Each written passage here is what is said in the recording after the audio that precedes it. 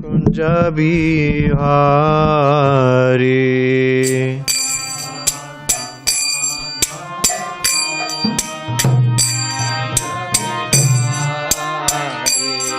Jaya Radha Madhava kunja bihari.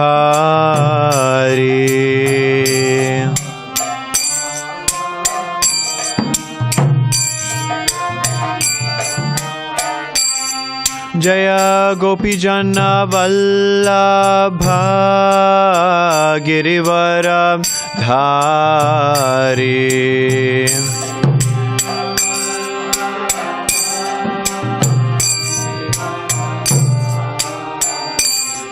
Jaya Gopijana Vallabha Girivara Dhari.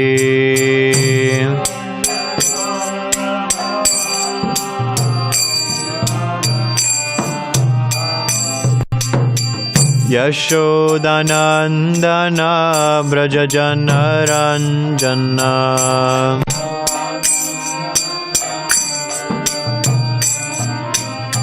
Yashodanandana Brajajana Ranjana.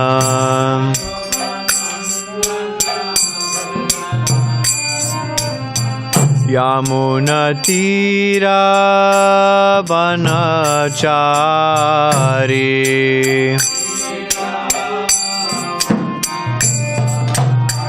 Yamunatira vanachari.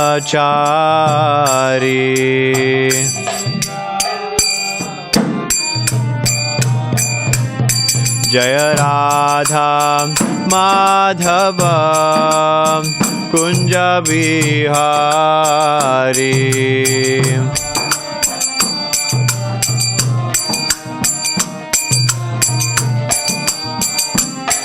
Jaya Radha Madhava kunja bihari.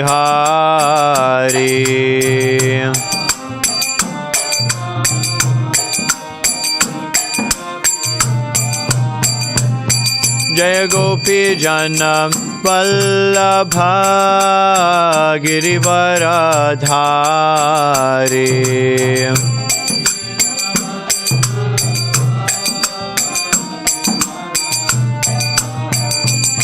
Jaya Gopijana Vallabha Girivara Dhari.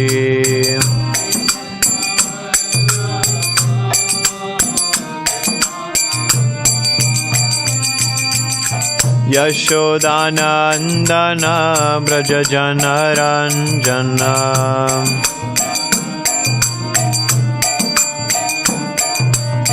Yashodanandana Brajajana Ranjana.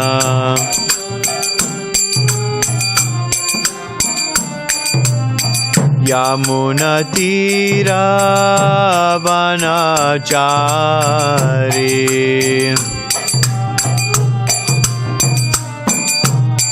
Yamunatira vanachari.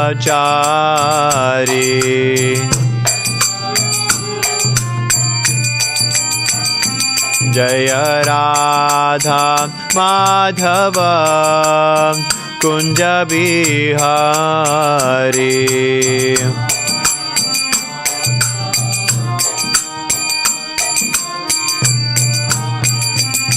Jaya Radha Madhava kunja bihari.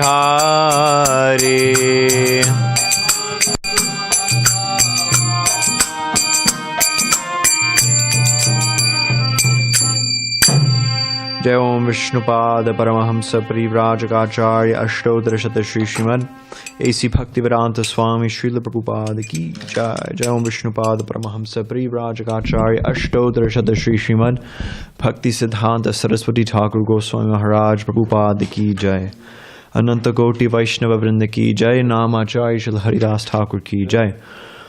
Prem se kaho Shri Krishna Chaitanya Prabhu Nityananda Shri Advaita Gadadhara Shrivasadi Gaura Bhakta Vrinda Ki Jai Shri Shri Radha Krishna Gopa Gopi Goshyama Kund Radha Kund Giri Govardhana Ki Jai Shri Mathura Vrindavana Dhama Ki Jai Navadvip Mayapur Dhama Ki Jai Jagannath Puri Dhama Ki Jai Ganga Mayi Ki Jai Yamuna Mayi Ki Jai Tulasi Devi Ki Jai Bhakti Devi Ki Jai Samaveta Bhakta Vrinda Ki Jai. All glories to the devotees. Hare Krishna.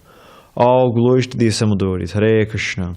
All glories to the devotees. Hare Krishna. All glories to Shri Shri Guru and Shri Gauranga. All glories to Srila Prabhupada. Om Namo Bhagavate Vasudevaya. Om Namo Bhagavate Vasudevaya. Om Namo Bhagavate Vasudevaya. We are reading from Srimad Bhagavatam, Canto 6, Chapter 7, text number 39.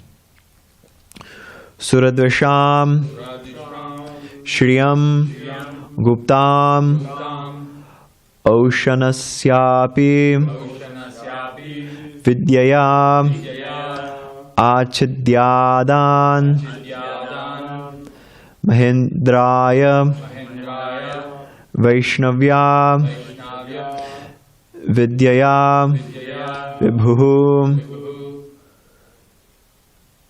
Suradvasham Shriyam Guptam Oshanasyapi Vidyaya Achidyadan Mahindraya Vaiṣṇavya Vidyaya Vibhu Suradvasham Shriyam Guptam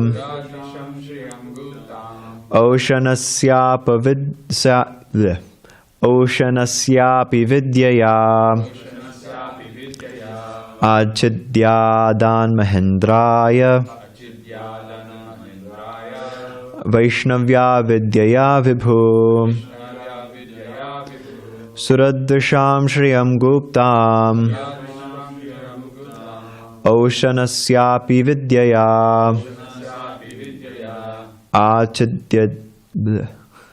Achidyadan Mahindraya Vaiṣṇavya Vidyaya Vibhu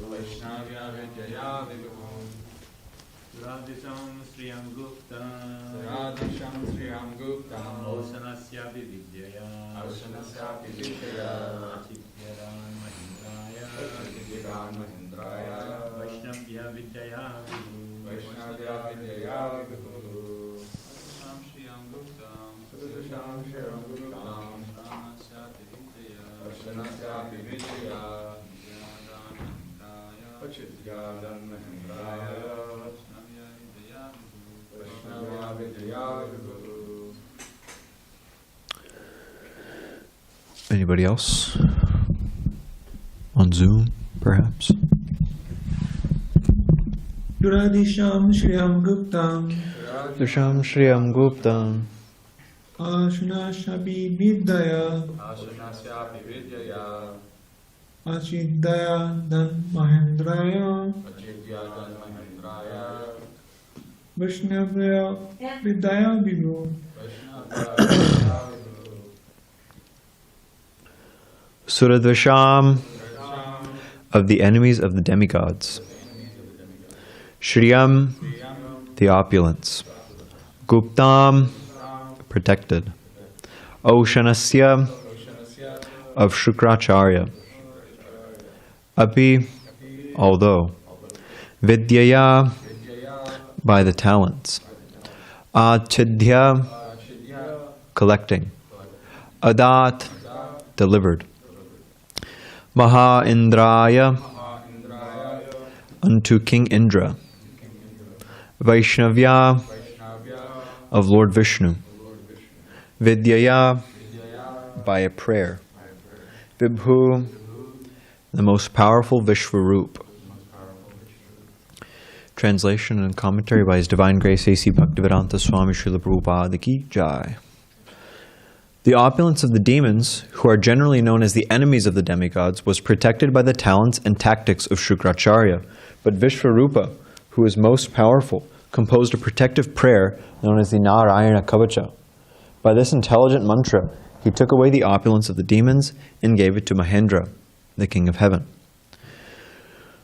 Purport: the distinction between the demigods, devas, and demons, asuras, is that the demigods are all devotees of Lord Viṣṇu, whereas the demons are devotees of demigods like Lord Śiva, goddess Kālī, and goddess Durgā. Sometimes the demons are also devotees of Lord Brahmā.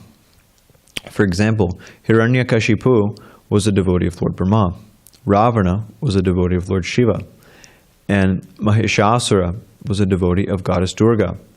The demigods are devotees of Lord Viṣṇu, viṣṇu-bhaktas smṛto daiva, whereas the demons, asuras tad-viparyayaḥ, are always against the viṣṇu-bhaktas, or the Vaiṣṇavas.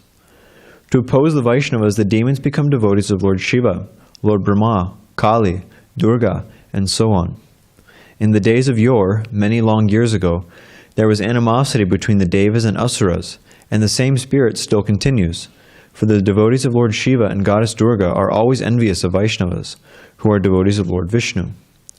This strain between the devotees of Lord Śiva and Lord Viṣṇu has always existed. In the higher planetary systems, fights between the demons and demigods continue for a long, long time. Herein we see that Vishvarupa made for the demigods a protective covering, saturated with a Viṣṇu mantra. Sometimes the Viṣṇu mantra is called Viṣṇu-dvara, and the Śiva mantra is called Śiva-dvara.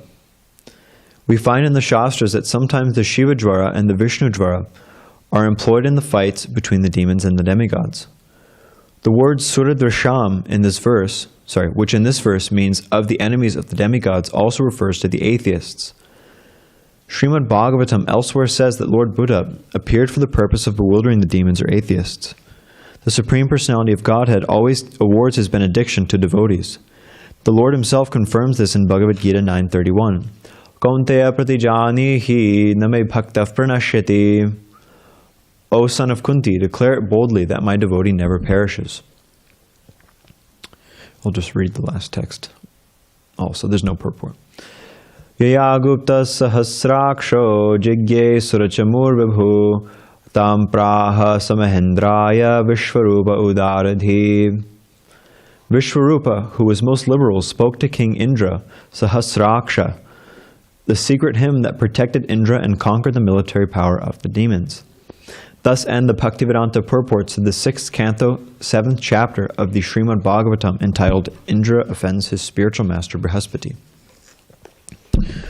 Om Bhajnanatimirandasya Jnananjana Shalakaya Chakshurun Militam Yena Tasmai Shri Gurave Namaha Shri Chaitanya Manobhishtam Sthapitam Yena Bhutale Svayam Rupa Gadamahyam Dadati Svapadantikam Vandeham Shri Guru Shri Yutapadakamalam Shri Gurun Vaiṣṇavamscha Shri Rupam Sagrajatam Sahagana Raghunathan Vitam Tam Sajivam Sadvaitam Savadhutam Parijana Sahitam Krishna Chaitanya Devam Shri Radha Krishna Padan Sahagana Lalita Shri Vishakānvitamscha He Krishna Karuna Sindho Dīna Bandho Jagatpate Gopesha Gopika Kanta Radha Kanta Namostute Tapta Kanchana Gaurangi Radhe Vrindavaneshwari Vrishabhanu Sute Devi Pranamami Hari Priye Vancha kalpatarubhyascha kripa sindhubhyeva cha patitanam pavanebhyo Vaiṣṇavebhyo namo namaha.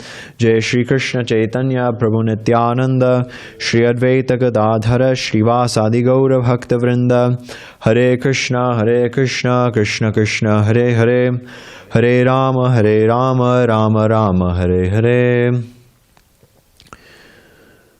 So we are concluding now the chapter wherein it is narrated how Indra offended his spiritual master, Brihaspati, and the ensuing drama, so to speak. And then next we'll hear about, there will be this narration or the description of the Narayana Kavacha, which was the mantra shield that Vishvarupa composed for the demigods, so that they could again conquer over the entire universe. So one thing that can be gleaned from this chapter and many chapters of the Srimad Bhagavatam is that one thing is that the jivas in this material world are constantly chasing after some kind of position, some kind of position of sense gratification in this material world, and that this can get really complicated and entangling, just like we're seeing here. The demons and demigods have been fighting since practically time immemorial, and sometimes the demons come out on top, sometimes the demigods come out on top, and we're seeing here that Indra, because he was he became a little bit bewildered by his opulent position, and then he offended his spiritual master, and then his spiritual master left, and then they needed to find a new priest, and it was the whole thing, how they would find a new priest. And then we'll even see later, in later chapters, how it becomes even more complicated because Indra ends up killing Vishvarupa. And anyway, it's a very, of course, the pastimes in the Bhagavatam are arranged by Krishna, largely speaking, in order to teach the living entities who are intelligent enough to read the Bhagavatam what not to do in a lot of ways. Also what to do, but also what not to do. In this case, mostly it's what not to do. So, although these situations in the material world, and even just on a more kind of down-to-earth level, people get into all kinds of situations in this material world. People get into some position, and just their day-to-day life becomes so hectic and so complicated, and they get entangled in all these different relationships, and practically speaking, their life is just it can become really miserable due to this. So Krishna lets it happen, though. The demons in Chaitanya Charitamrita, the point is made at one point that whatever, if somebody has some position in this material world, if somebody has any kind of status in this world, it should be understood that he acquired it by the grace of the Supreme Personality of Godhead. And then this verse is quoted, Yadyat vibhuti mat sattvam, that Krishna says in Bhagavad Gita that anything glorious, anything powerful in this world should be understood to be a manifestation of me. So the demons are very powerful. As we can see, they can hold their own against the demigods, who we know are very powerful. So where are they getting their power? They're getting their power from Krishna. So Krishna's letting them have power, even though they're atheists, even though they're demons. Krishna lets them have power. So similarly, people in this world sometimes seems like, or at least they feel like, they have it pretty good. They have, some kind of opulence, some kind of satisfying situation. And therefore, they don't feel like they have to look anywhere else for happiness. They don't feel like they have to inquire into the absolute truth or something like that. Just like on book distribution, if you offer somebody a book, oftentimes they say, "I'm good." So Krishna lets them feel like they have it figured out. They acquire some material knowledge, they acquire some knowledge how to interact with the modes of material nature so that they can arrange them in such a way that they feel pleasure. So the demons, they acquired this position by the grace of the Lord. They acquired knowledge of how to defeat the demigods by the grace of the Lord. But knowledge in and of itself, and one's own, you could say, efforts, in and of themselves are not sufficient to get one real success. Knowledge, it's described, knowledge without guidance, without sincerity, without Krishna, is dangerous because it becomes influenced by one's personal desires. And so when one acts influenced by their personal desires, then Bhagavad Gita describes, what's the verse? How does it start again? Sangat sanjayate kama. How does it start again? Dhyayato vashyam pumsa sangasteshu vajayate. Sangat sanjayate kama, kamat krodha vijayate. Krodhat bhavati samoha, samohat smrti vibramaha. Smrti brahmshad buddhinasha, buddhinashat pranashiti.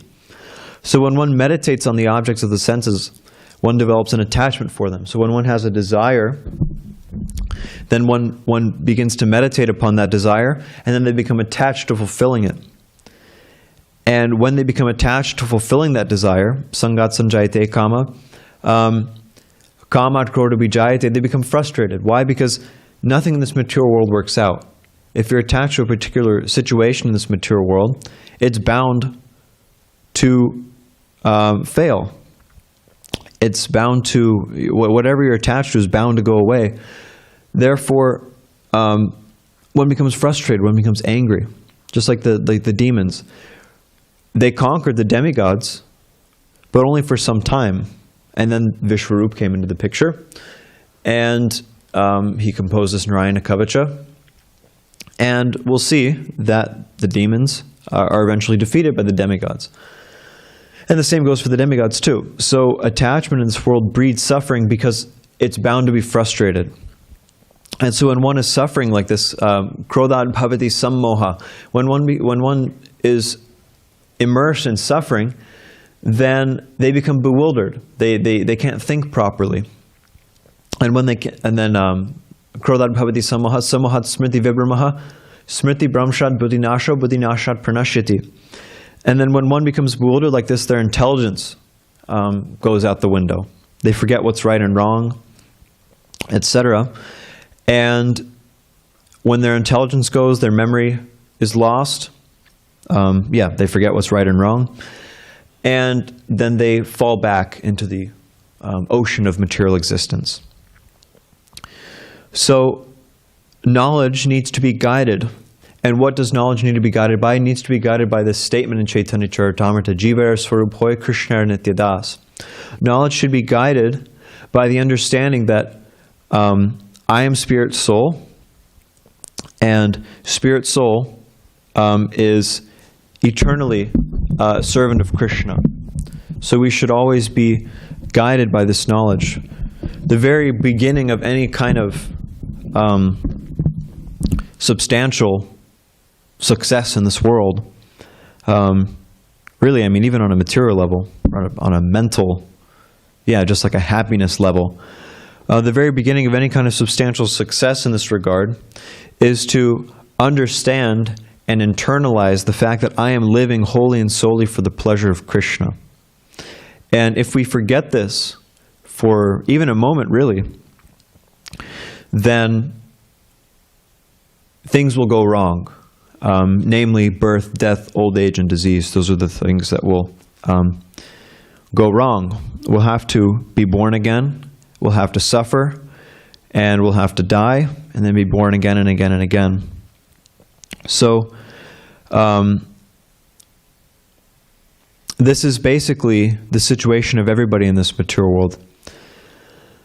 And the demons were defeated on account of this, on account of their, the demigods were defeated on account of this. The Indra, due to his opulent position in this material world, he forgot that he was a servant of Krishna. He forgot that he was a servant of his spiritual master, and therefore he didn't pay him proper respect when he entered the room, when he entered the assembly. And then this whole thing played out, this whole fight and subsequent defeat. And so one shouldn't forget. One shouldn't forget that I'm living wholly and solely for the pleasure of Krishna, and everything I do should be to that end. And so the practical realization of this comes from acting in that position. One should act as a servant of Krishna. It means render some kind of practical service. While simultaneously remembering this, while simultaneously remembering Jiva Krishna and Das, while remembering that I'm a servant of Krishna eternally. And when we do this, Krishna blesses us. And what does he bless us with? He blesses us with more service attitude. The Krishna consciousness, the process of Krishna consciousness should not remain theoretical. This also goes for sadhana, and it also goes for study of Shastra. The goal of Krishna consciousness is not to become a bookworm, so to speak. When we study Shastra, when we engage in sadhana bhakti, when we engage in the chanting of the holy name, the goal should be that Krishna blesses us with service attitude. We want to become, like the gopis describe in the 10th canto, ashulka dasika, unpaid servants. In the 10th canto, in the Gopi Gita, the gopis describe themselves as this term, ashulka dasika, means an unpaid maidservant. So that's what we're trying to become. We're trying to become unpaid maidservants of Krishna. That can be interpreted in a number of ways, but the basis of everything, the basis of all, if we want it, we can interpret that in a very, esoteric kind of way, that we want to become, mandris or something like that. But really, on a more practical level, the basis of all, if we want to get to that point, if we want to get to the highest level of Krishna consciousness, the basis of any rasa, of all rasas in relationship with Krishna, is dasya. And that all the other rasas which Krishna is relishing with his devotees they're built upon this dasya, and this dasya is mixed with different other emotions. But the basis of everything is dasya. So before we get to any kind of higher stage in Krishna consciousness, we have to become servants. We have to become unpaid servants. And when we are engaged in these activities of serving Krishna, we need not do anything else. Devotees aren't obligated to do anything else besides serve Krishna with mind, body, and words. And why? Because Krishna protects those who engage in service, even if it's a very small service. Krishna is willing to accept service from anyone, just like in Ram Lila, when they were building the bridge to Lanka. There was this chipmunk, a very famous story, this chipmunk, and these monkeys, they were moving these huge rocks, and throwing them and carrying them, and they were floating there in the ocean. And there was this little chipmunk who was also helping out, but all he could do was he got grains of sand, and he was trying to help with that. And so the monkeys, they were laughing at him, like, just see this chipmunk. He's not, just move out of the way, you're getting in our way. But Lord Brahmā chastised them. He was accepting actually that service, even though it wasn't really doing much. Lord Rāma is accepting it. And therefore this chipmunk was successful, even though he wasn't really doing anything, you could say, practical, in the sense that, no, you know, they weren't going to be able to walk on those grains of sand or something like that. Still, the Krishna, or Lord Brahma, accepted the intention. He accepted the service attitude. And so therefore this statement in Bhagavad Gita, "Name bhaktaḥ pranashyati," is there. Krishna doesn't let his devotees fall down, even if they render even just a little bit of service. So there's this verse, "Pratignyatava govinda name bhaktaḥ pranashyati iti samsmritya pranan samdharayamyaham," that when the devotee remembers this promise of Govinda, name bhaktaḥ pranashyati, that he never lets his devotees fall. The Srimad Bhagavatam describes that even the devotees who fall away from Krishna consciousness for some time, they don't experience the material energy like the materialists do. It's a different experience. Why? Because Krishna doesn't let them. Krishna stays with them. Of course, he stays with everybody, but especially he favors his devotees. Like in this verse, it's saying, the Supreme Personality of Godhead always awards his benediction to his devotees. Always doesn't mean just if they're, you know, the implication of this verse, "Name bhaktaḥ pranashyati," is that even if we fall down, even if a devotee falls down, Krishna still, he's always giving his benediction, because he's always waiting and trying to help guide that devotee back to his lotus feet. So one should always keep this in mind and hold the process of Krishna consciousness very close to his heart. And not become deviated by anything, really. And always pray that one can be engaged in the service of Krishna eternally, without deviation, without becoming slack, without losing one-pointed attention on the real goal, which is the pleasure of Krishna. So I'll stop there, and we can have questions and comments, if there's any.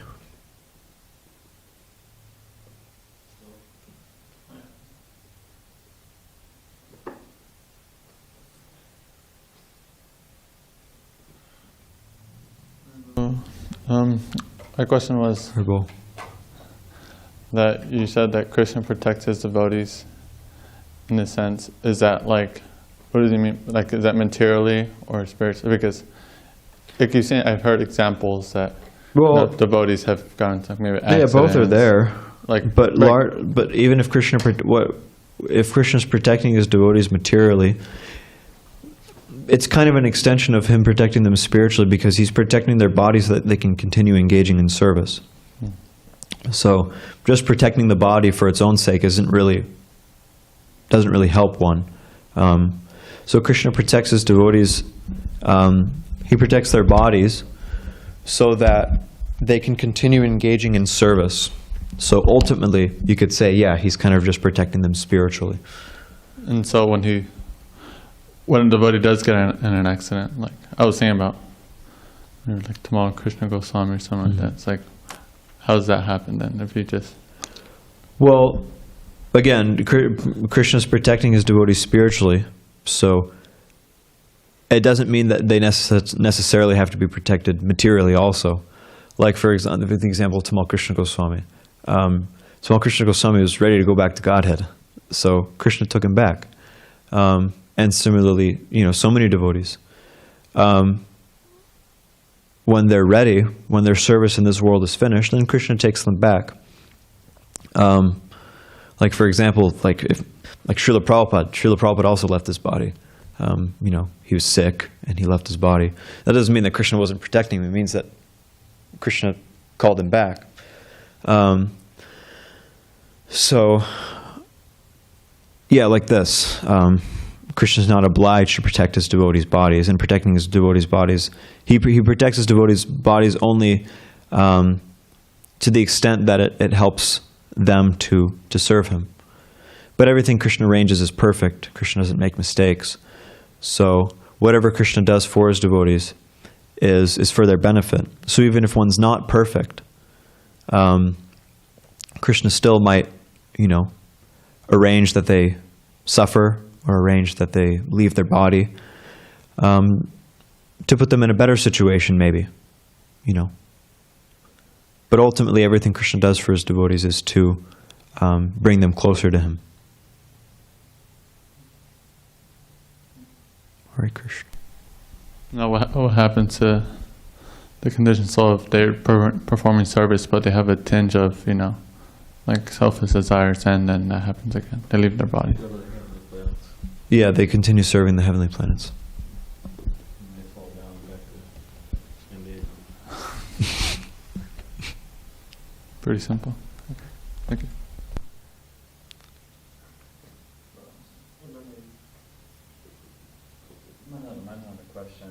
to mind with Saul's question. It's kind of humorous, at least it was humorous to me.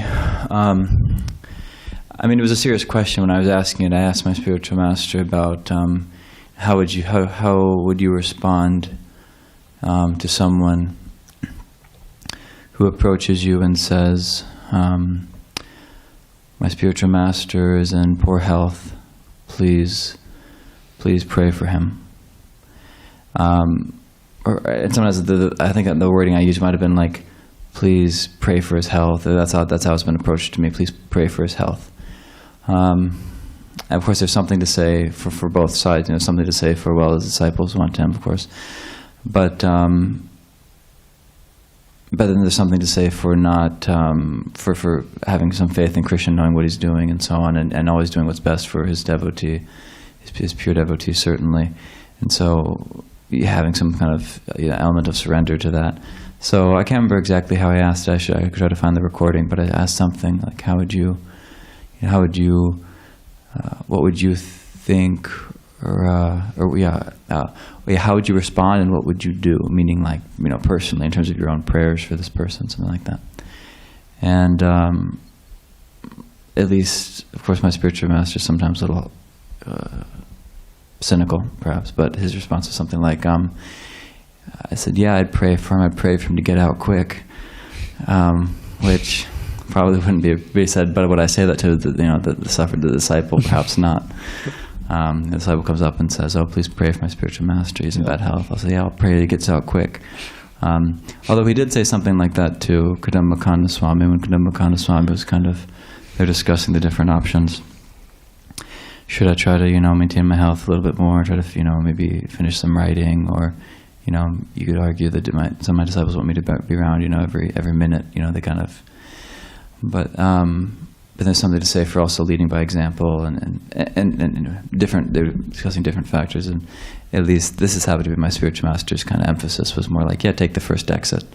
But of course, to say that there are different perspectives on this topic, but at least those are some that came to mind. Thank you.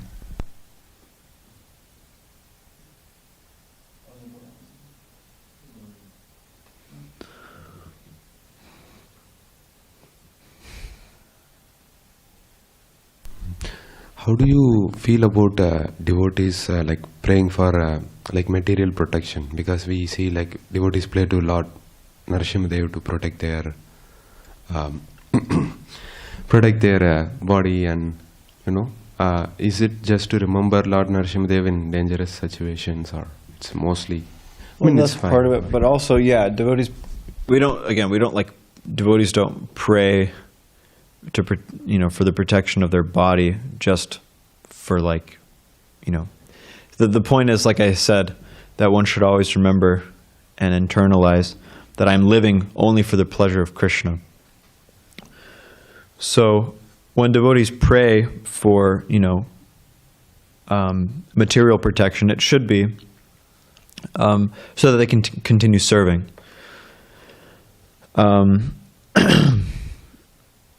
They may feel like they're not ready to, move on or something like that, or they may, something like that.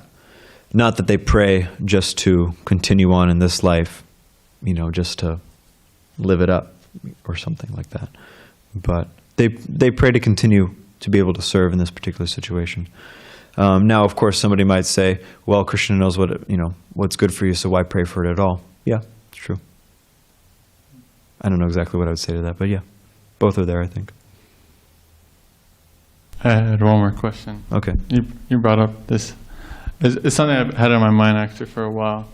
The essence of prayer, because I grew up, kind of like a kind of Western background, obviously, more like a Christian, and so my concept of prayer is like a bit kind of, you could say, kind of like these offer prayers for like things like material, let me get this, and this, and so how would you actually offer prayers, to the Lord? Or is that like reciting verses or actually?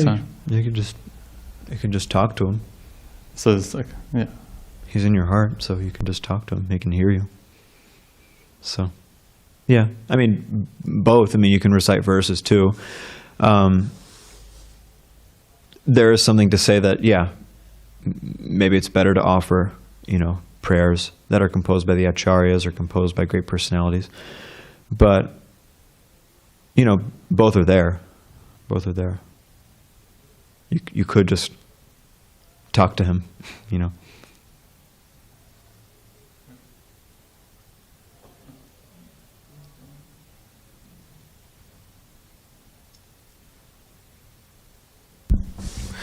You just have to be careful that you're, praying for the right things. Yeah. Because you don't want to pray for the wrong things. Because if you pray for the wrong things, then you might get them. And then Krishna says, like in the Chaitanya Charitamrita just mentioned there, that my devotee may desire the wrong thing.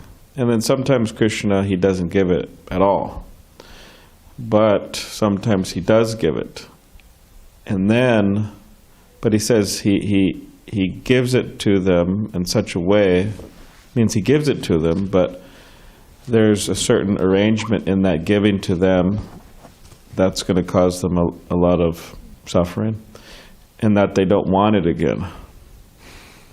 But that doesn't mean, in other words, there may be some enjoyment there. But over time, there may be a lot of suffering also. There will be a lot of suffering. And that's designed there to wake the devotee up and say, make them realize that, oh, I shouldn't have wanted this in the first place, but Krishna gave it to me, and okay, there was some enjoyment there, but now there's a lot of suffering.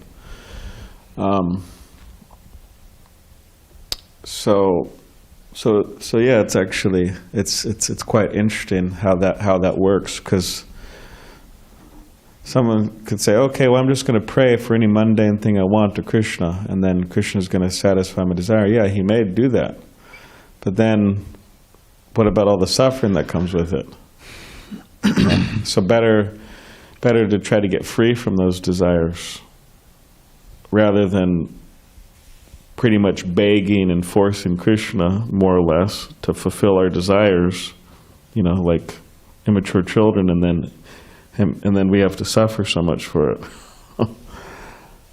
But yeah, it's no, like, what do you call it? It's no, yeah, it's not a joke, this not praying for the wrong things. And again, like our desires, they're like subtle forms of prayer. How strong are prayers? They're very strong. But like our desires, they're subtle forms of prayer. You could say, oh, I'm not praying to Krishna for it, right? I'm chanting Hare Krishna, Hare Krishna, Hare Krishna, Krishna Krishna, Hare Ram, Hare Ram, Ram, every day, Hare Krishna. And I may not be praying so much. I mean, you should pray, but Hare Krishna, right? But we're calling out to Krishna.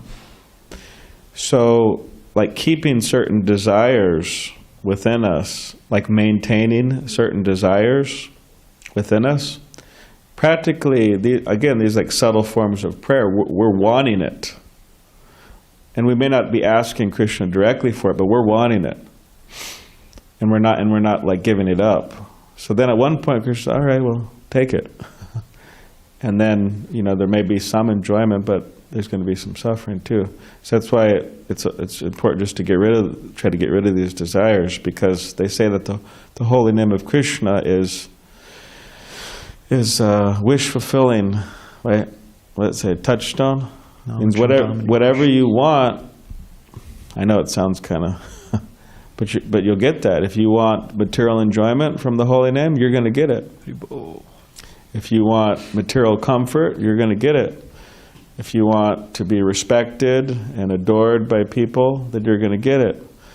If you want some money, you're going to get it. I know it sounds kind of, usually devotees don't say it, but it's mentioned in the Harinam Chintamani, this point. And if you want Krishna, love for Krishna, then you'll get it. So we have to be careful what we're wanting, because we're dealing with Krishna. But getting all this stuff, again, he may give us this stuff, but then there's a lot of suffering there too. So it's a problem. So how powerful is prayer? It's very powerful. It's the most powerful.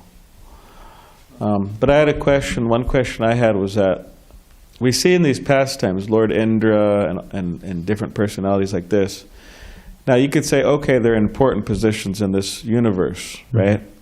But why should they be able to do whatever they want? I mean, for example, they've gotten into so much trouble within the pages of the Bhagavatam. And yes, they have important services, but you could argue Krishna could put somebody else in that role. Okay, he failed, take him out. The temple president failed, take him out, put a new one in. Right? Krishna could do that. He's all powerful. So why all this business? And also, as been mentioned 5 billion times, that they're mixed devotees, right? Everybody loves to mention that, how they're mixed devotees, right? They're not pure devotees, right? We've heard that 5 billion times. They're not pure devotees, they're mixed devotees. Okay, fine. So if they're mixed devotees, and if their position can be replaced by somebody else, why doesn't Krishna do that? In other words, why are they able to make horrendous mistakes?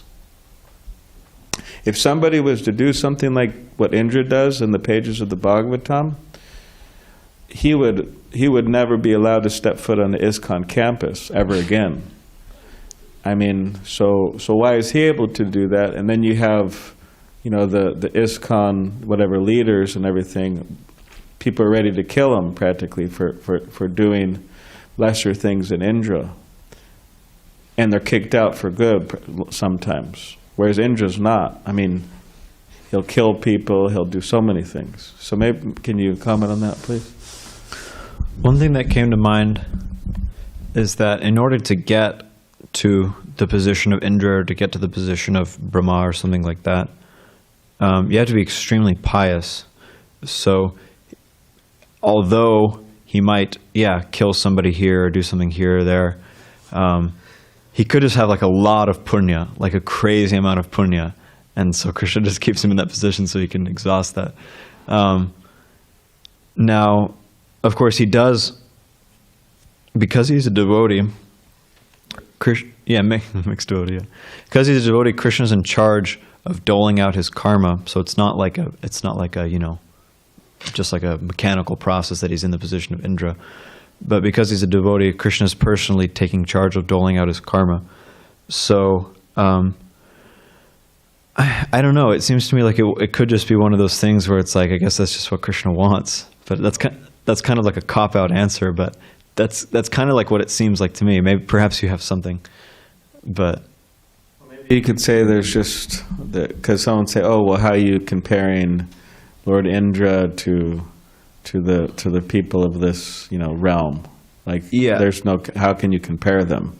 Also, one thing is that a lot of the pastimes with Indra that are in the Bhagavatam are specifically arranged by Krishna to educate the living entities, so that they could be in the Bhagavatam. Like, for example, this whole thing with like Brihaspati, like that. This whole thing was like arranged, basically leading up to like Vritrasura. So a lot of the things that are in the Bhagavatam are specifically arranged by Krishna as like instructive situations. So that's something. But I don't know if that's a super... Hare Krishna? Hare Krishna. Yes, I would like to contribute for in the form of an answer Okay. to Balaram Prabhu's question in a very brief way. May I? Yes, please. Yes, it came to my mind that when Lord Krishna is dealing with Indra, Lord Krishna is obliged to take in consideration Vaishnava etiquette, which is the same as to say that while dealing with Indra, Krishna is allowed to do some things and to not do some things. That is my answer. Thank you, Prabhu. You're welcome. One thing in relation And to... Krishna never forgets that Indra is not an ordinary Vaishnava. Yeah. Yeah, thank you, Prabhu. You're welcome. One thing in relation to Saul's question, in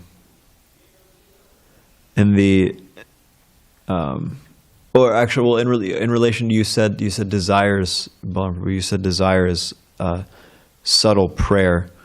So one thing, like a form of subtle prayer. One thing is, I've mentioned, I think before, but in the Hari Bhakti Vilas, Sanatana Goswami, part of like the there's different like procedures that are given for different like parts of like a Vaishnava, particularly like Vaishnava Brahmana's life. So like how to wake up, like certain mantras to chant, and certain like things to do, how to like, and it's like and also like with bathing, also with like going to sleep, and like different mantras. Like there's like procedures like for all these different things. Basically like centered around like keeping one's consciousness pure. So one thing is that it describes how when one goes to sleep, they should chant this verse, Kayena vacha manasendriyarva buddhi atmana vanasutta svabhavat, etc., saying that like whatever one does with one's mind, body, and words, thoughts, desires, etc., one should think that this is for the pleasure of Lord Viṣṇu. And so it's described, Sanatana Goswami describes that one should meditate on the day's activities and offer them. Actually, make an offering of one's activities, including with their mind, body, and words, and present that to Lord Viṣṇu as an offering. So one thing is that if one meditates throughout the day that, okay, I need to prepare a nice offering for Lord Viṣṇu at the end of the day, then it helps keep one like accountable, because then you're not just acting for yourself. It's not just like I need to think of Krishna so that I can so I can feel the bliss or something like that. But you're engaging the process of Krishna consciousness specifically for the pleasure of Krishna. And then that helps keep one accountable. It helps one, develop, motivation that's just like outside of oneself, because sometimes we don't feel the bliss. So if one's performing Krishna conscious activities and they're not feeling the bliss, then they don't have the impetus or the prerogative to continue doing that. Sometimes it's hard to have the motivation to do that.